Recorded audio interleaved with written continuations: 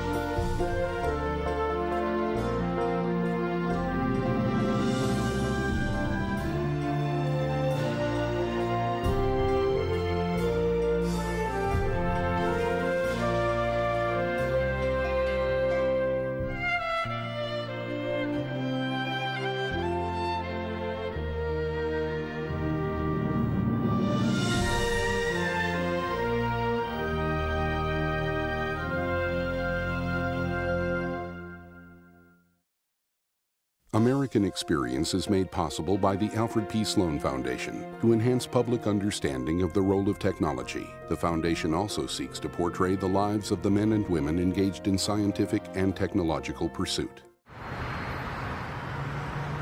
At Liberty Mutual Insurance, we do everything we can to help prevent accidents and make America a safer place. Liberty Mutual is proud to support American Experience. At the Scotts Company, we help make gardens more beautiful, lawns greener, trees taller. If there's a better business to be in, please let us know. This program has been made possible by a grant from the National Endowment for the Humanities. Additional funding provided by the Massachusetts Foundation for the Humanities. American Experience is also made possible by the Corporation for Public Broadcasting and by contributions to your PBS station from viewers like you. Thank you.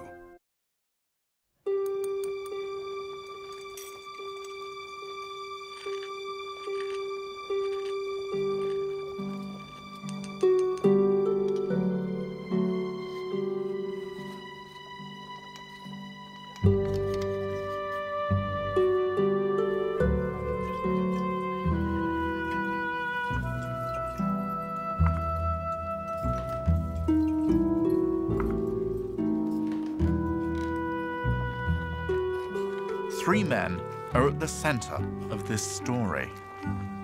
The first is John Webster, the 56-year-old Harvard Medical College professor of chemistry. He was the author of a highly regarded textbook, a friend and neighbor of the distinguished poet Longfellow. He was a workaday professor in chemistry of those days, which was rather simple but very important. It was the beginning of much of present-day chemistry. And he worked hard at that, but curiously enough, he moved amongst the upper social classes of Boston, too. John Webster wasn't rich, but he was famously affable, a model husband and father, the life and soul of any party. A few blocks away from the Harvard Medical College lived one of its most generous benefactors, Dr. George Parkman. The son of a wealthy Boston merchant, Parkman had begun his medical career dedicated to helping humankind. But now, middle-aged, he'd given up practicing medicine to be a landlord and a moneylender, collecting his rents on a schedule that ran like clockwork. Dr. George Parkman was compulsive. Every little detail was important. He got up at the same time. He went to bed at the same time. I can't imagine that he cut a very appealing vision. In the small village of Boston's upper class, Parkman and Webster had known each other all their lives. In fact, Parkman was going to visit Webster at his laboratory in the Harvard Medical College on the day this story begins, November the 23rd, 1849, the day George Parkman disappeared. Littlefield? Good afternoon, Dr. Parkman. The third person in this mystery is Ephraim Littlefield, janitor at the medical college. There's not much information about Littlefield, but we do know that he didn't just clean the medical school and run the professor's errands. Littlefield made extra money from one of the most ghoulish black market enterprises of the day, doing business with grave robbers, so-called resurrection men, on behalf of his Harvard employers. The authorities turned a blind eye on this nighttime traffic in corpses. Every anatomy department has to have some person or persons who obtains the human bodies for dissection. And Littlefield's job was to procure corpses, which, as nearly as we know, he did by buying them. He helped to do the dissections, and if the body had to be taken apart later, he did that, and he did it hundreds of times a year. He was an expert at dismemberment.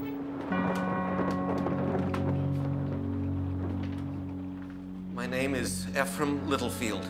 It was Littlefield's testimony that put John Webster into the prisoner's dock, though there are those who believe he ought to have been there himself. My duties include attending to the professors at the college, including Professor John Webster.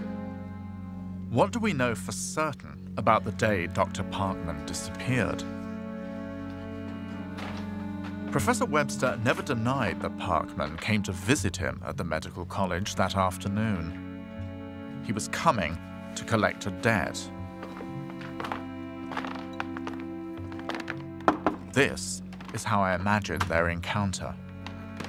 Ah, Dr. Parkman. Good afternoon. Please, come in. Are you ready for me, Dr. Webster?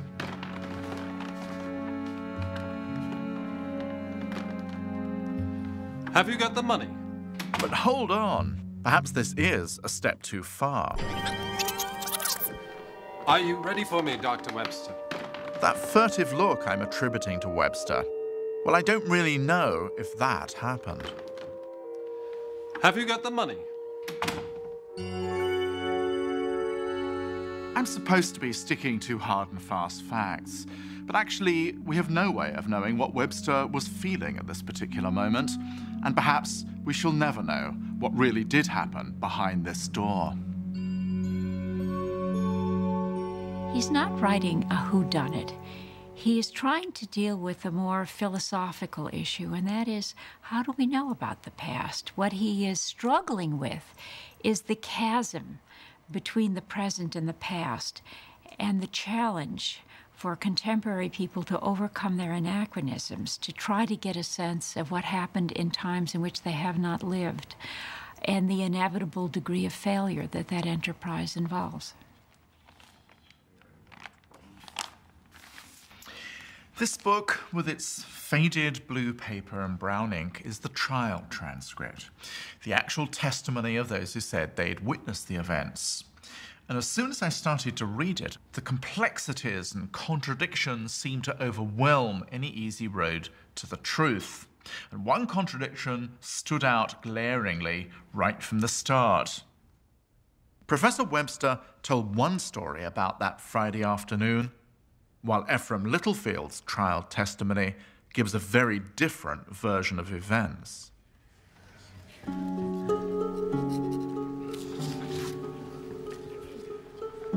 On Friday, after I'd eaten my dinner, I was standing near the front entry, and I saw Dr. Parkman coming towards the college.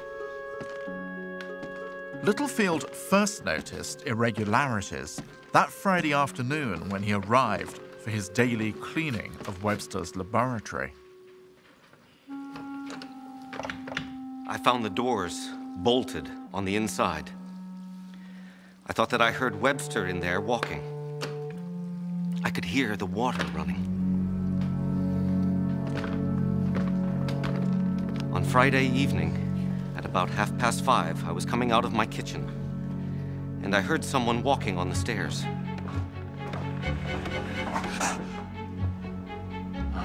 You little Theo.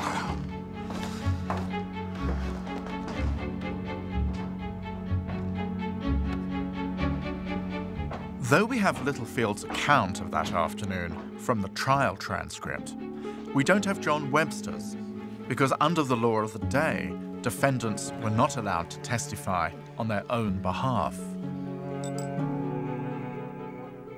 So I had to rely on Webster's letters and other evidence he left behind, which paint a different picture. Professor Webster's notes suggest he'd been analyzing the wood of a grapevine for chemical properties.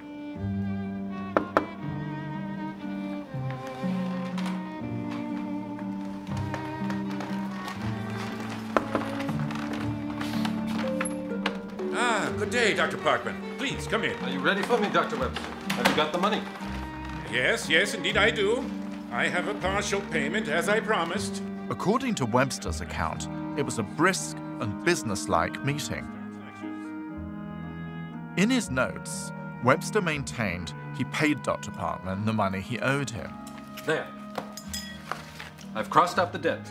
I'll go to the courthouse later today and have it canceled. I wish there were more that I could do. Oh, George, no, please. You've done so much already. Harriet and I are most grateful. Have a good day.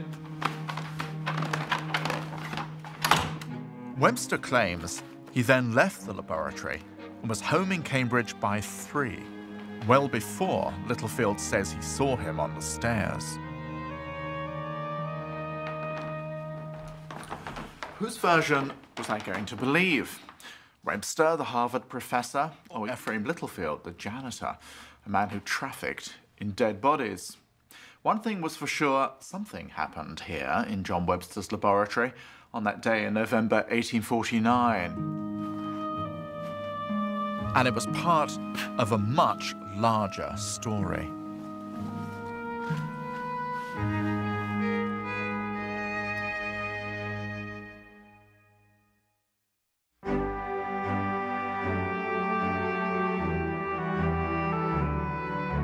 The Boston Brahmins, the rich and powerful elite to which George Parkman, and in a more precarious way, John Webster, belonged. These were the men who made this city what it was. One of the interesting things about the Boston upper class that distinguishes it from other places is that there was this appreciation of culture and intellect and learning that really made Boston kind of special. Bostonians like to call their city the hub of the universe and the Athens of America. They were proud of their cultural institutions. They were proud of their social reforms, such as temperance and anti-slavery and women's rights. And they believed themselves to be the most morally pure city in America. But by 1849, deep cracks were appearing in Boston's smooth facade. Irish immigrants were flooding in by the tens of thousands. The Brahmins peered at them nervously, as though they were a lower order of human. In the words of one rich Bostonian, the Athens of America was becoming the Dublin of America. These Brahmins discussed the immigrants, they discussed the poverty, they discussed frightening occurrences which were taking place in the city, the necessity of a bigger police force, the filth, all the problems that a little city has when it becomes a big city. And so there was a tension in town.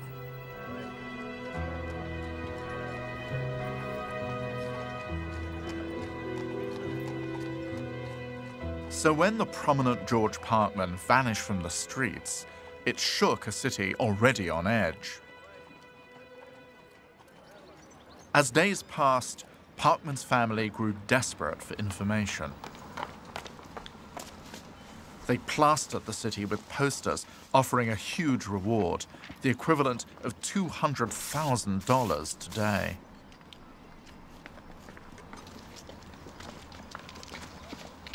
And they alerted the brand new Boston police.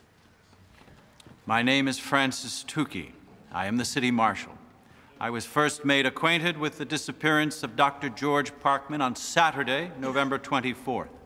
I sent word to police officers at the west end of the city and told them to make such inquiries for him as they could without making unnecessary publicity.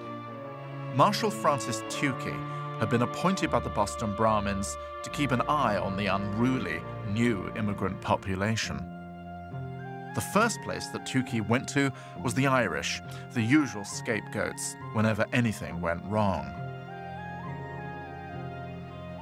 When no clues came to light, the police dredged the Charles River and Boston Harbor.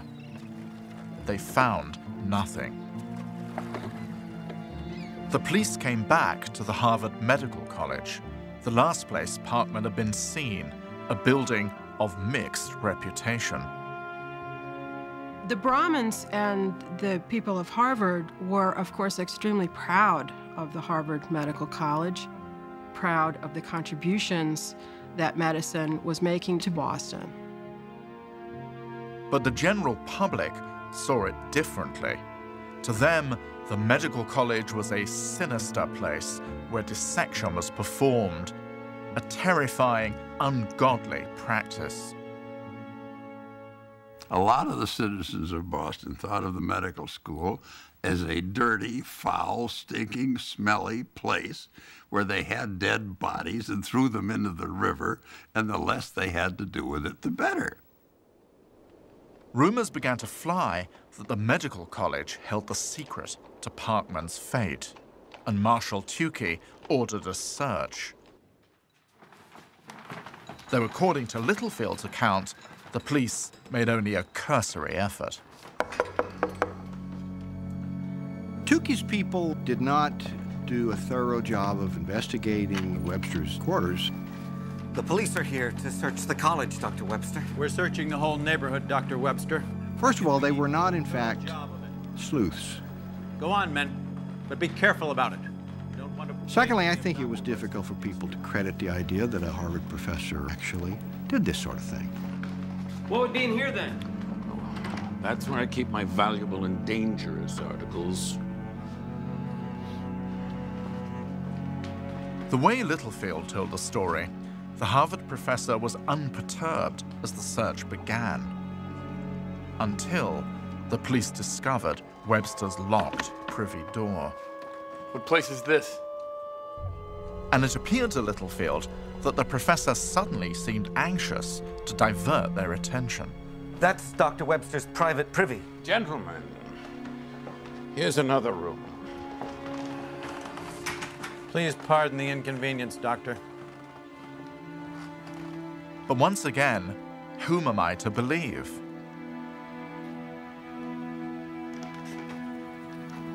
Because, according to other accounts, Professor Webster didn't act as if he had anything to hide. The afternoon of the disappearance, Webster dropped into his favorite restaurant, Brigham's, to dine on a mutton chop, took the omnibus back to Cambridge, and went to a party that evening with his friends and family, as he always did. He looked very neat and clean and calm and collected.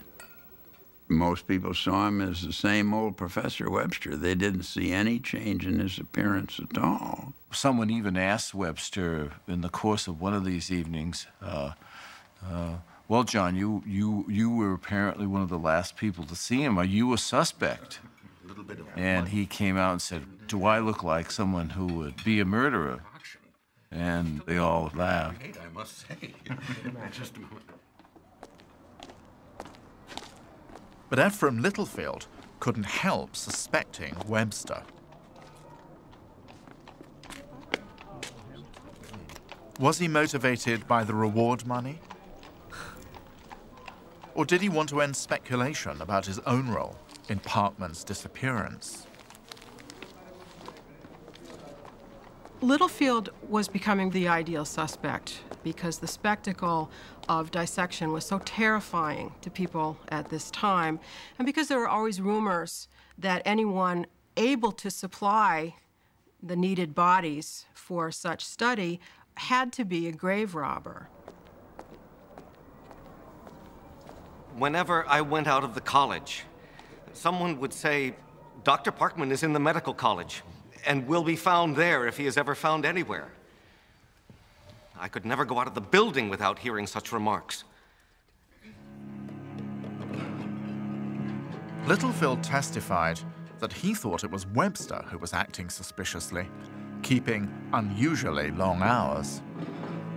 I went to his laboratory and tried to look through the keyhole, but the catch was over it on the inside, and I could not see through. So I lay on the floor, but I could only see him as high up as his knees. I found it curious that Professor Webster kept his laboratory door locked nearly all the time in the days following Dr. Parkman's disappearance. When 5 days had passed, with no new information, Ephraim Littlefield took the next step. To solve the mystery, he would search the bowels of the medical college beneath John Webster's locked privy. All other parts had been searched, and if nothing should be found in the privy, I could convince the public that Dr. Parkman had not met with foul play in the college. The question for us is why he would undertake such a horrific job. The only way he could get into that privy vault was to descend through a trap door into a very dark and sewage-filled area, maybe 4 feet high, and then crawl on his hands and knees 60 feet to reach the privy vault. The air was so bad down there that he had trouble keeping his lantern lit.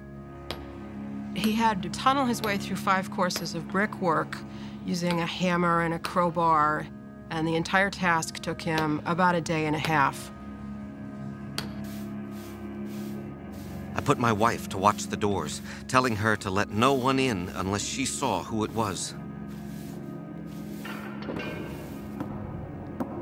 I told her if Dr. Webster came to the door, not to let him in unless she first came into the kitchen and gave 4 raps on the floor to warn me.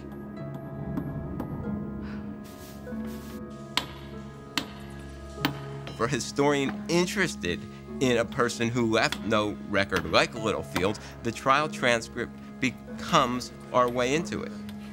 It's a complicated way into it. It's not Littlefield speaking to us, it's Littlefield answering questions that are being posed to him by lawyers with particular agendas, mediated through a court reporter, but we have Littlefield's voice.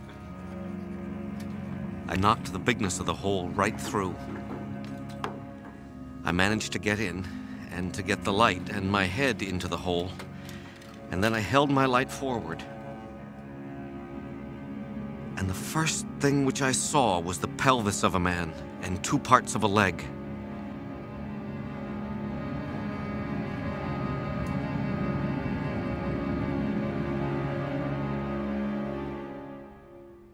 The testimony tells us what Littlefield saw, or rather, what he said he saw. But was he telling everything he knew?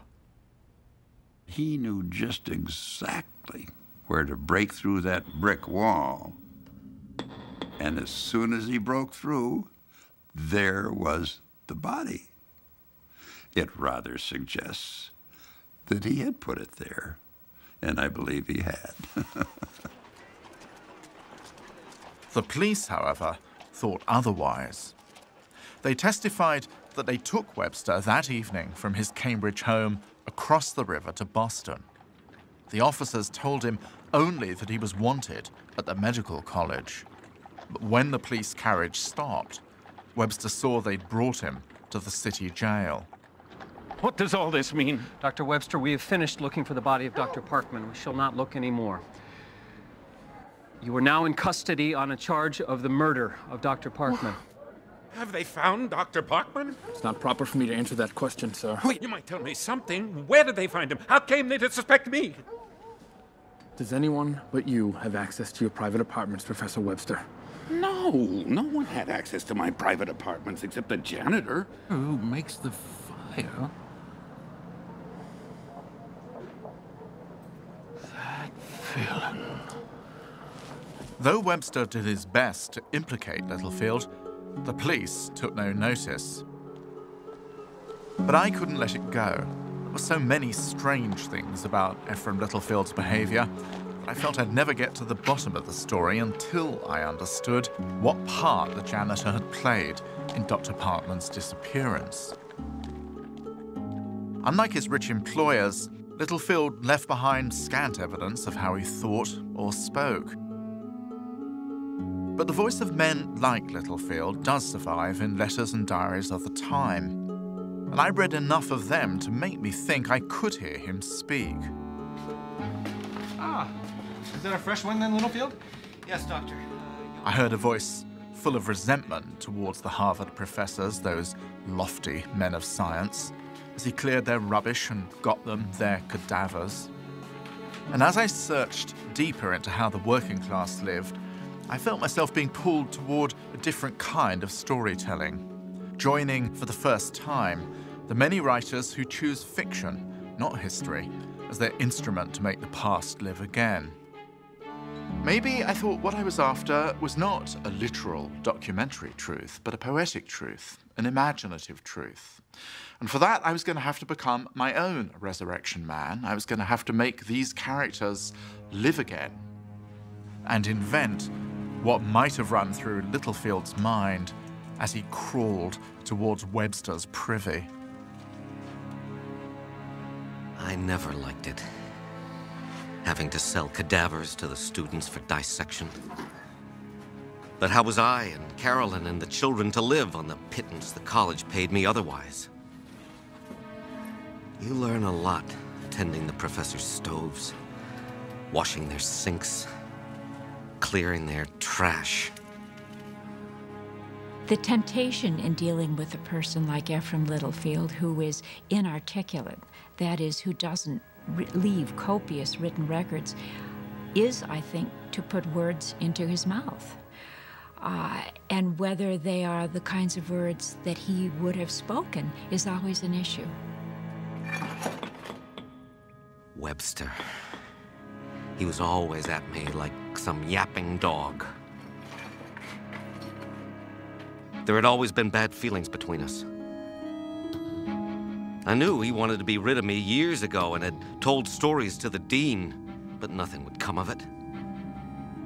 But now, who was the villain? Most human experience happens inside our heads in what we're thinking. It happens in conversations among people. The huge mass of human experience happens there. whole realms are inaccessible unless a historian is willing to think about how he or she can use the evidence to get inside people's heads.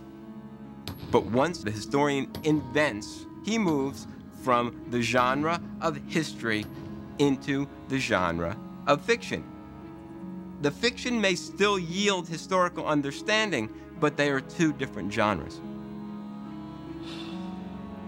I knew I was crossing a line historians don't usually cross, the line that separates history from fiction.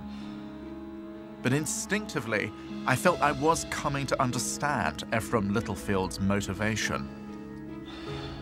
He was not a murderer. It was bitterness towards Webster and towards his own lot in life that drove him to do that dirty job. It's extremely important that historians do not present an account of the past as a work of scholarship, if in fact it is fiction. But fiction can convey the past more effectively in some ways than certain kinds of traditional history, because it does create the ambiance of the past. God! I knew enough about bodies and bones to recognize what I saw. A pelvis, some pieces of leg. They were so white, you see. So clean and white.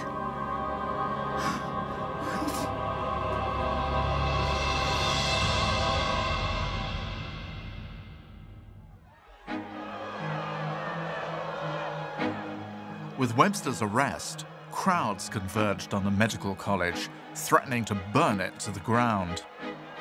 Working-class Boston became excited by the notion that ghoulish occurrences that they assumed were taking place in the medical college were actually taking place there. Rioting swept the city. The mayor called out troops to restore order. As for Webster's fellow Boston Brahmins, they found it inconceivable that one of their own could have committed such a heinous crime. A Harvard colleague of Webster's wrote, "The melancholy is indescribable. People cannot eat. They feel sick. If Dr. Webster has committed the murder, it seems as if we are to lose all confidence in the human race." John Webster's trial began on March the 19th, 1850, and lasted 12 days. Reporters came from London, Paris, and Berlin. The shocking details of the Brahmin's fall from grace kept the public riveted. There were 120 periodicals in Boston around 1850. And there would be people hawking newspapers all over the place. You couldn't avoid it. It would be almost like the O.J. Simpson trial on television. And this is a perfect example of sort of a serious social drama becoming mass entertainment. One entrepreneur advertised wax statues of Webster and Parkman, and newspaper accounts exploited the public's growing appetite for murder mysteries.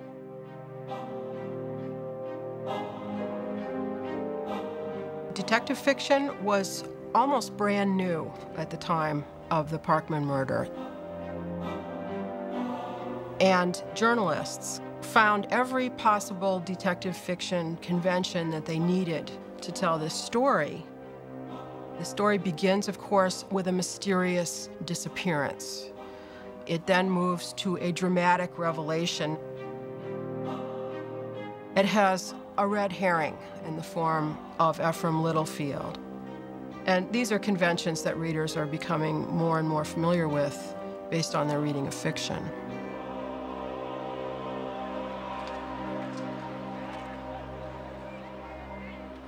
The city marshal ordered a chain wrapped around the courthouse to control the thousands of spectators who were rotated through in 10-minute shifts. Professor Webster maintained his innocence throughout the proceedings, despite some damning evidence. After we took the body out, we went into the laboratory. I reached into the stove and pulled out a chunk of burnt coal. A piece of bone was sticking to it.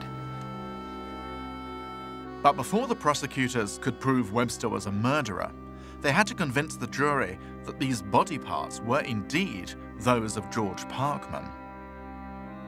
The first days of the trial found Boston's top doctors offering their expertise, including one of the earliest examples of dental forensics in American legal history. I am Nathan C. Keep. I am a surgeon-dentist. Dr. Lewis presented me 3 portions of mineral teeth which had been taken from the furnace. I recognized them as being the same teeth that I had made for Dr. Parkman 3 years before. I immediately said, "Dr. Parkman is gone. We shall see him no more." George Parkman's dentist testified that remnants of false teeth that were found in Webster's laboratory stove did indeed belong to Parkman. John Webster's lawyers called another dentist who testified that they could have belonged to anyone. There was nothing dissimilar. With so many contradictory witnesses, I would have found it very difficult to judge John Webster guilty or innocent. But one piece of the testimony jumped out at me as very significant. George Parkman's brother-in-law, Robert Gould Shaw, described a fateful encounter on the street some months before Parkman's disappearance. I was walking with Dr. Parkman one day in Mount Vernon Street when we met Dr. Webster. After we passed, I spoke of Dr. Webster's application to me for money and of his sale to me of his minerals. Dr. Parkman thereupon said, "They are not his to sell. I have a mortgage on them." He then said that he would see Dr. Webster and give him a piece of his mind. It suddenly dawned on me that Shaw's description of that brief meeting could begin to explain what had set these men on their fatal collision course.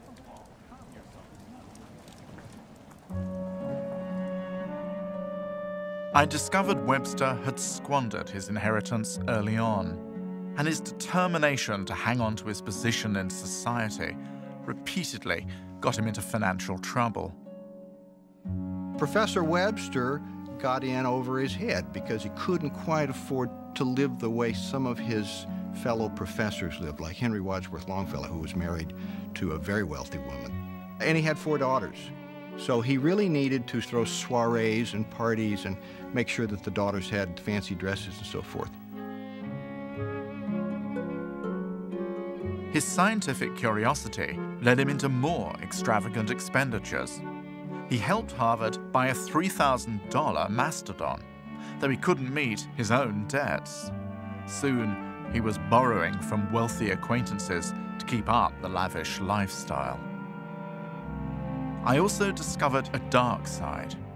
Rumors of a rape lingered from his student days in London, and he appeared to have a streak of cruelty. He took a puppy into his class, and the story goes that Webster beat this puppy's head in order to show what happened to a living organism when they were injured in such a way, and then let the puppy die without any help. But what secrets in George Parkman's past would explain his intense rage towards Webster? To understand George Parkman, you need to understand a little bit about his father, Samuel Parkman. After all, his father had been the richest man in town. But he was a bully. His children were shy, retiring. George Parkman, his son, must have felt under tremendous pressure to perform. After getting his degree from Harvard, the young Parkman studied medicine abroad. In Paris, he was introduced to progressive methods for treating mental illness, and he discovered his calling. He came home determined to create the first modern institution for the insane in Massachusetts. He provided family money to help establish an asylum, and he assumed the trustees would name him head. But Parkman was passed over. His hopes dashed, he descended into a bitter middle age. He must have felt small, incapable, and artless compared to his extremely aggressive, successful father. And this led to a personality that was, at best, rebarbative. He was quite an unattractive man. Parkman left medicine to oversee his tenement buildings throughout Boston's slums and to become a moneylender. By 1849, he had lent John Webster some $2,400 and held the mortgage on nearly everything Webster owned. George Parkman would find a penniless professor really beneath his dignity. But there was also the element of jealousy. Here was a man who Parkman thought his social inferior, succeeding in medicine where Parkman had failed.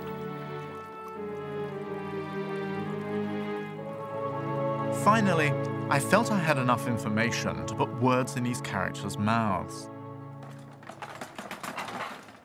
That moment on the street no longer played out in silence. Now, their conversation came to me, loud and clear. You know, he made an application of money to me some time ago. I tried to make the money a gift, but he wouldn't hear of it. He insisted on pledging me his mineral collection, though what I would do with it, I have no idea. Why the impertinence? I hold a mortgage on everything John Webster owns, including that mineral collection. It's an affront to right dealing. It's a naive fraud. It's an abuse of friendly generosity and a monstrous outrage. No, didn't I use my good services to secure him his appointment at Harvard? Through all his years of slovenly and erratic conduct, haven't I sustained this ridiculous and unworthy man, if only for the sake of his wife and children and the college? Is this how such charity is to be repaid? I'm going to give him a piece of my mind. Oh, George, calm yourself. It's a trivial thing. The historian's fictionalizing can help him or her ask new questions about his evidence. Questions that might never have come up before. When you're trying to put yourself fully in the mind of your actors and see them moving through the streets of Boston, for instance, or moving through a trial, you suddenly think about things you never had occurred to you before. You might even then be able to go back to the evidence and find the answers. Wonderful. Now I knew why Parkman was so furious. It wasn't the money, it was the burning shame of being fooled by the likes of Webster. I will see you in court, John Webster. I'll have an officer put at your house.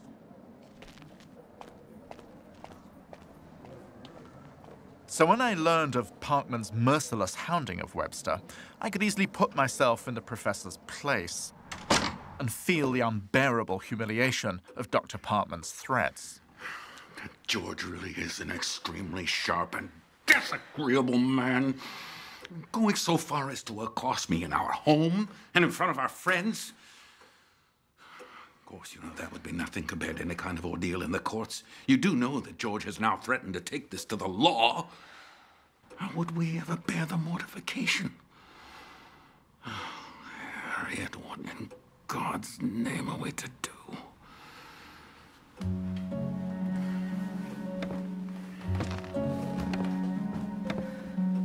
It is like the experience that novel writers have when they say, I create my characters and then I stop writing them, they write me. And it's as though the historical figure beckons you. But it is not, if you're a good historian, just because you've made it up. It's because you have richly worked on the evidence.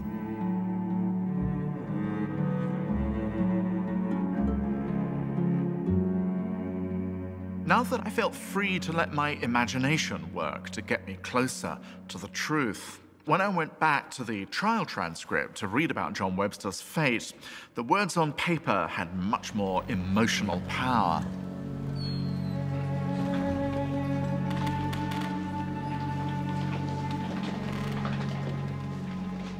took the jury only 2 hours to reach its verdict.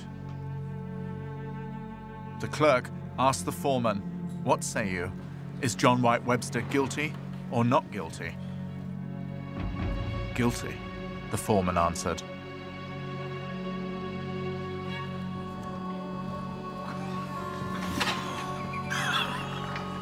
No.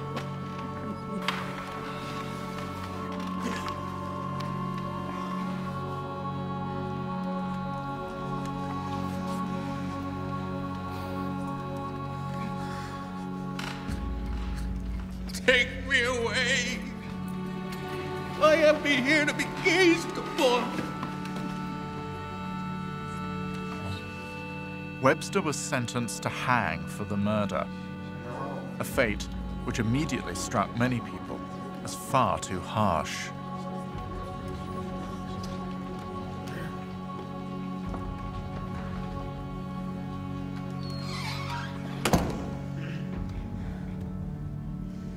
Like the jury, I now feel sure John Webster did kill George Parkman.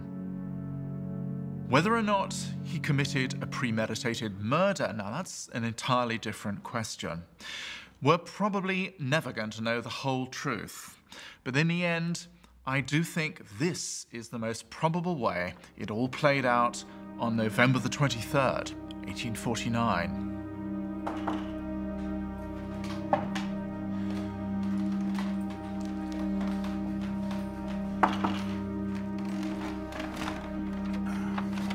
Good day, Dr. Parkman. Please come in. Are you ready for me, sir? I'm grateful you've come. I am hopeful that we can discuss our affairs, and I might have a chance to explain my intentions regarding Have you got the money? No, George, I cannot pay you this week. However, as soon as the tickets are sold to next term's lectures, I assure you You sent for that... me, Dr. Webster. I presume because you had the money you owed me. No. Now you say you merely want to discuss your intentions. That is correct. Here are your promissory notes, sir. Worthless bits of paper from a liar like you. George, please. You must understand the tangle of circumstances I find myself in. Now, while I apologize for any slight you may have perceived on my part... I will take these notes to a court officer. You will be under arrest by the day's end. No, George!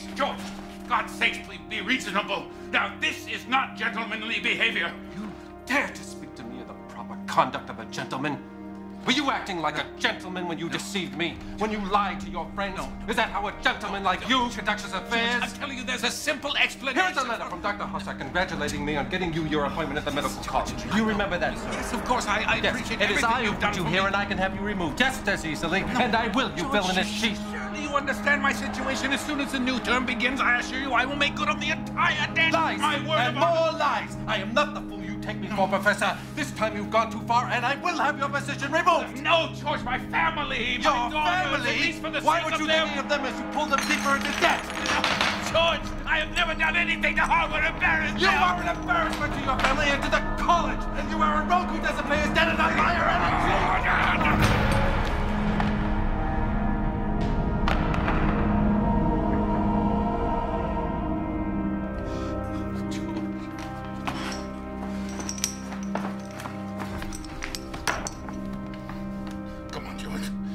Come on. George, why are you doing this to me? Why are you doing this? Oh, God.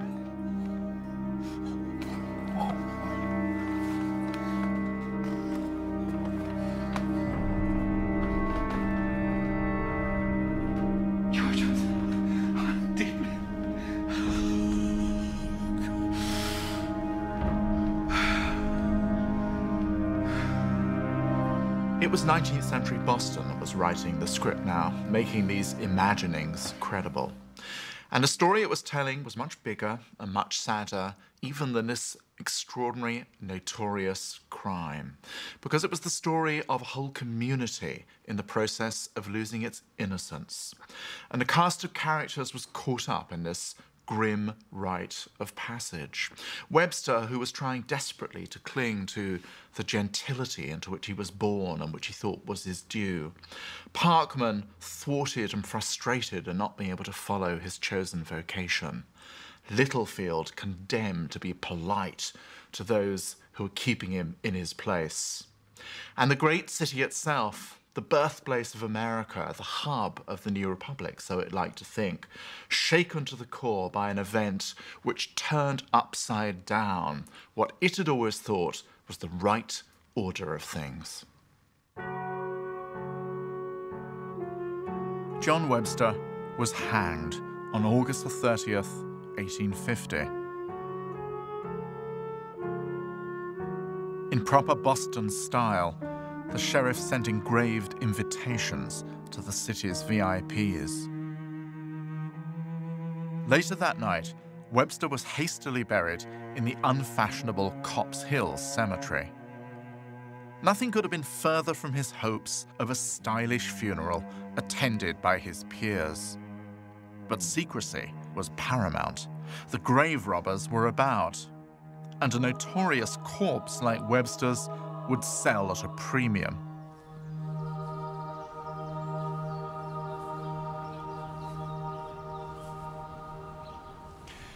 Apparently, there once was a flat stone marking John Webster's last resting place.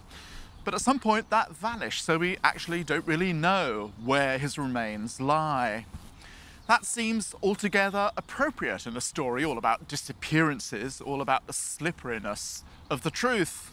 In any case, history is never really about resting places, about arrivals, conclusions. It's a long journey through memory, stopping off here and there to break bread with the dead. In the end, history isn't written to arrive at a verdict. It's written like poetry, or philosophy, or great fiction, to help us explore the nature of the human condition, to understand what we are through what we think we've done.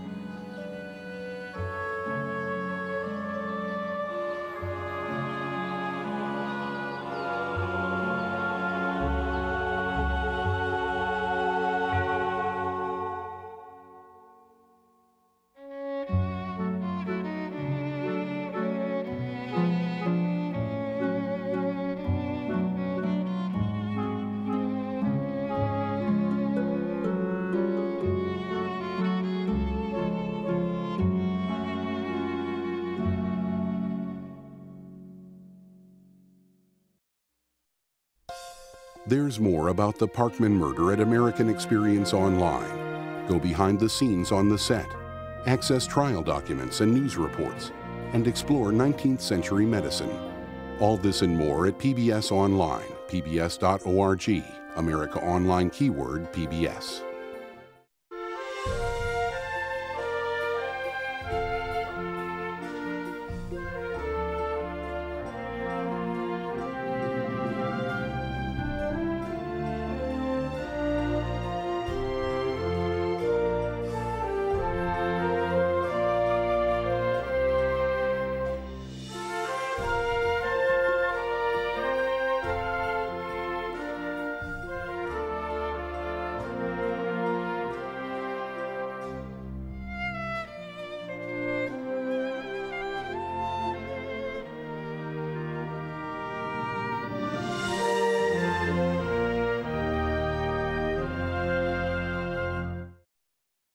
American Experience is made possible by the Alfred P. Sloan Foundation to enhance public understanding of the role of technology. The foundation also seeks to portray the lives of the men and women engaged in scientific and technological pursuit. How do you get a weed-free lawn, a healthy garden, a home that's pest-free? Every day we work to find new and better solutions. Ortho, proud to support the American Experience on PBS. At Liberty Mutual Insurance, we do everything we can to help prevent accidents and make America a safer place. Liberty Mutual is proud to support American Experience. This program has been made possible by a grant from the National Endowment for the Humanities. Additional funding provided by the Massachusetts Foundation for the Humanities. American Experience is also made possible by the Corporation for Public Broadcasting and by contributions to your PBS station from viewers like you. Thank you.